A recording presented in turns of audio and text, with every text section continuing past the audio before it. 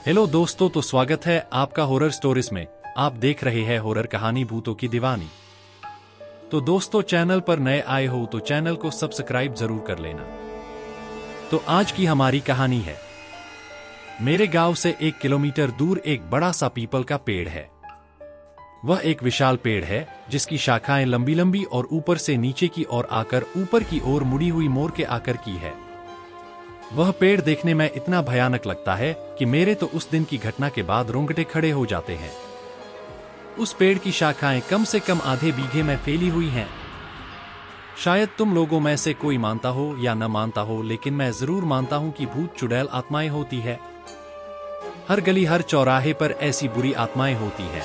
वो तब तक हमें नहीं दिखती जब तक वो हमें दिखना नहीं चाहती है। यह आत्माएं तब दिखती हैं जब किसी की राशि उस आत्मा से मिल जाए। मैं तुम्हें एक ऐसी हकीकत की कहानी बताने जा रहा हूं जिसको मैं याद करते ही मेरे रोए खड़े हो जाते हैं। अब मैं आपको उस घटना के बारे में बताता हूं कि मैं और मेरे दोस्त उस पीपल के पेड़ पर खेलने जाया करते थे। उस पेड़ की शाखाओं पर हम झूले की तरह झूला करते थे। उस पेड़ की छाया इतनी घनी थी कि सारे पंछी उसी पे बैठा करते थे और हम लोग गर्मियों में उस पर जाकर झूलते थे। बड़ा मजा आता था। वैसे उस पेड़ के बारे में लोग कहा करते थे कि उस पेड़ पर भूत रहते हैं, पर हम बच्चे कहा किसी की मानते थे। बस रोज खेलने को चल दिया करते थे। एक बार की बात है, दोपहर का समय था। मैं और मेरे 2 दोस्त उस दिन जल्दी चले गए।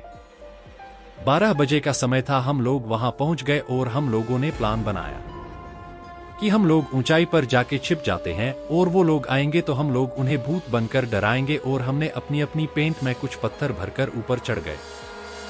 दोस्तों, एक बात और बता दूं कि उस पेड़ से 2 खेत दूर एक कुआं था जिस पर कोई नहीं रहता था। बस एक रस्सी और बाल्टी के सिवाय हम लोग जब खेल खेल कर थक जाते थे तो उस पर जाकर पानी पिया करते थे।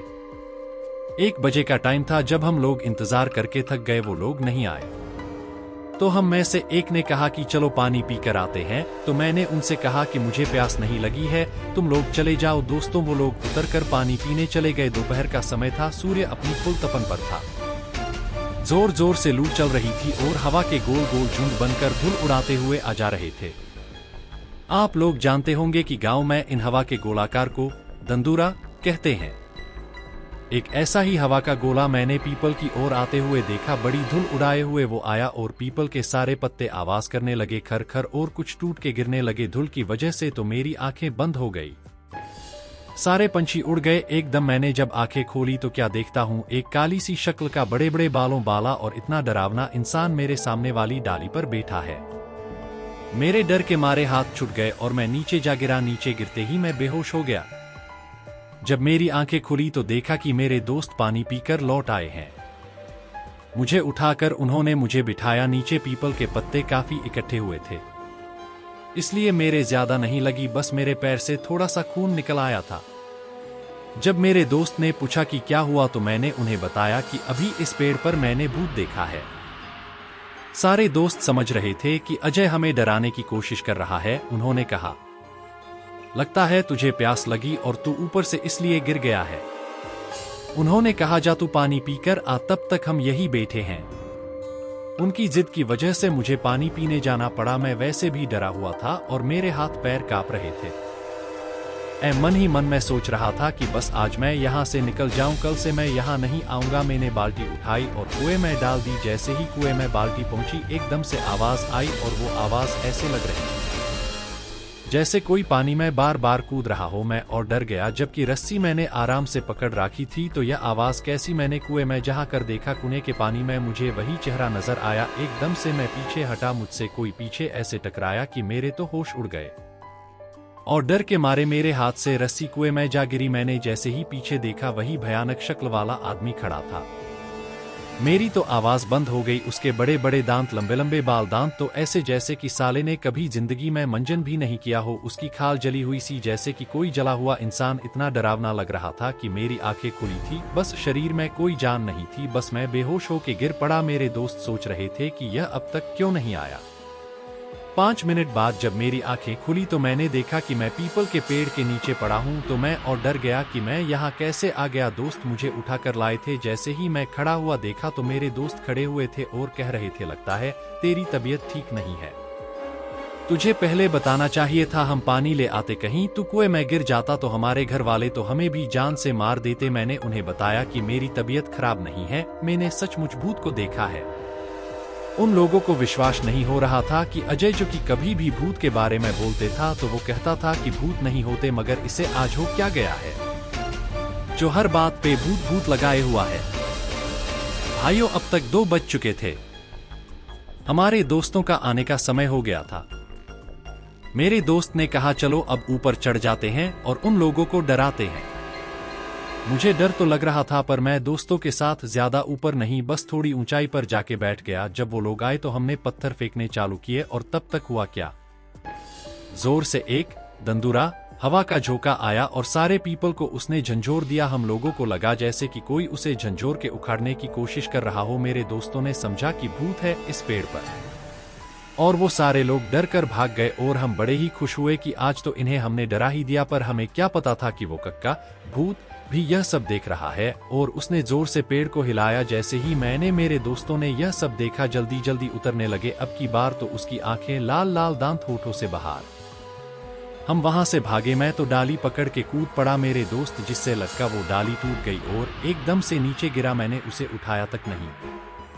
मैं वहां से भागा और मेरे दोस्त भी पीछे पीछे। बस फिर तो हमने मुड़कर नहीं देखा। घर आके ही हमने दम लिया। हमने देखा कि हमारा दोस्त नीरज नहीं दिख रहा है तो हमने उसे उधर से लेट आते हुए देखा। वो आराम आराम से आ रहा था। उसकी आंखें लाल, हाव भाव बदले हुए नजर आ रहे थे। हमने उनसे पूछा कि नीरज क्या हुआ, तो उसने कुछ नहीं कहा, बस हमारी तरफ ऐसी ही नजरों से वह देखकर चला गया और जाकर सीधे अपने चबूतरे पर बैठ गया। उसके हाव भाव बदली, आवाज भारी सी हो गई है। जब घर के सब लोगों ने उसे देखा और कहा गए थे तुम लोग, तब मेरे दोस्त सुरेश ने सारी बात बता दी। तब हमारे चाचा जी ने कहा मैं हमेशा मना करता रहता हूँ इन लोगों को कि पीपल के पास मत जाया करो, पर यह लोग मानते ही नहीं। अब देखो इसका क्या हाल हुआ है। अब जाकर भगत जी को बुला के ले आओ। हमारे गांव में एक बाबा हैं, सियाराम, जो हनुमान के मंदिर में रहते हैं और पूजा करते हैं। वो तंत्र मंत्र इन चीजों में माहिर हैं, इसलिए उन्हें लोग भगत जी के नाम से बुलाते हैं। तब मैंने जाकर मंदिर से भगत जी को बुलाया। भगत जी ने मुझसे कहा कि पहले कुला कर और जाकर हनुमान के मंदिर से भभूत राख लेकर आ। तब मैंने राख ली। तब तक भगत जी ने कुला करके अपना कमंडल, साधुओं के पास जो पानी पीने के लिए होता है, उठाया और चल दिए और मैं उनके पीछे पीछे चल दिया। भगत जी वहां पहुंचे और पहुंचते ही सब समझ गए और कहा भाई तुम यहाँ क्या लेने आए हो। वो चुप रहा, कुछ बोला नहीं।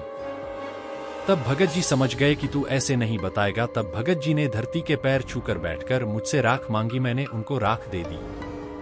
तब उन्होंने कुछ मंत्र बोलकर उस राख को उसके ऊपर फेंक दिया और कुछ कमंडल से जल के छींटे मारे। तक उसका कान पकड़ के बोले, बता तूने इस लड़के को क्यों पकड़ रखा और कौन है तू और कहां से आया है। तब उसने बताया कि मैं पास के पीपल के पेड़ पर रहने वाला भूत हूं। यह लोग मुझे दोपहर के समय सोने नहीं देते थे, इसलिए मैंने इनको डराया और इसको पकड़ लिया। भगत जी बोले तू पीपल को छोड़ और कहीं दूर जंगल में चला जा, और वो पीपल बच्चों के खेलने के लिए है। पर मैं कहाँ जाऊंगा। तब भगत जी ने कहा कि तू ऐसे ही चला जाएगा या फिर निकालू अपना वज्र। और भगत जी की आंखें लाल हो गई। तब भूत ने कहा आप मेरा कान छोड़ोगे तभी तो मैं जाऊंगा। देख कितना अच्छा बच्चा है, इतना जल्दी समझ गया। एकदम नीरज हिला और वो नॉर्मल हो गया, जैसे कि अभी सोकर जगा हुआ है।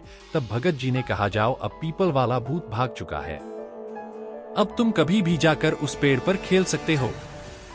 हाँ दोस्तों, एक बात बताना मैं भूल गया। जब भगत जी की आंखों में जो चमक आई वो हनुमान जी थे और उन्हीं ने कहा था कि मैं वज्र से मारूं क्या तुझे।